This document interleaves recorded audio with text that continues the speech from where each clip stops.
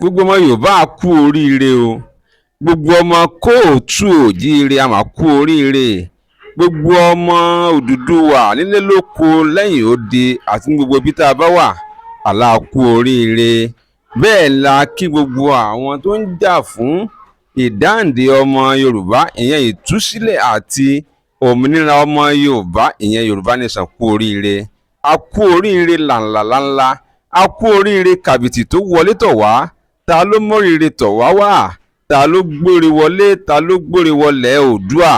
Kò sẹ́ni méjì tá à ń sọ tó ju Olóyè Sunday Igboho òòṣà, bàbá dámì, ògbóǹtarìgì aṣáájú Yorùbá, ọkùnrin takuntakun, ọkùnrin kàkàkúkú, ọkùnrin tó ń jà fún ìdáǹdè àti òmìnira ọmọ Yorùbá lọ́wọ́ àwọn Fúlàní.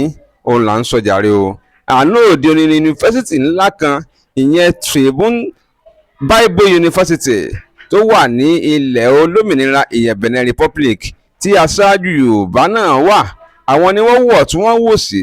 Wọ́n ní ta ló yẹ káwọn fún lóye dókítà, ìyẹn dókítà ìmọ̀ ìjìnlẹ̀ nínú bí a ṣe ń wọ ojútùú sí wàhálà, ogun àtàwọn rúdàrúdàpọ̀ lórílẹ̀‐èdè lágbàáyé.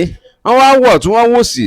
Wọ́n ní kò sẹ́ni tí oyè náà tọ́ sí, kò sẹ́ni tí àwọn yóò fi ṣe dọ̀kí olóyè tó kọjá Ìgbòho òòṣà, Ìgbòho bàbá dámì. Àdúpẹ́ àánú òde òní ni wọ́n fi ọkùnrin náà, ni wọ́n dá ọkùnrin náà lọ́lá. Wọ́n dá lọ́lá pẹ̀lú oyè dókítà, ìyẹn táwọn olóyìnbó ń pè ní PhD. Látàsìkò yìí lọ, tẹ́ ẹ bá ti ń pe Sunday Igboho, kẹ́yà máa fi dókítà sí. Tẹ́ ẹ bá ti ń pe Májàsọ́lá, kẹ́yà máa fi dókítà sí o.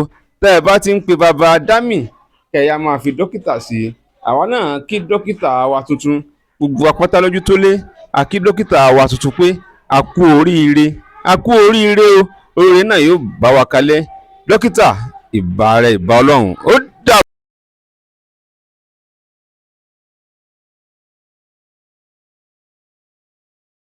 Hey, thanks for watching this video. Subscribe on our YouTube channel. Subscription is free.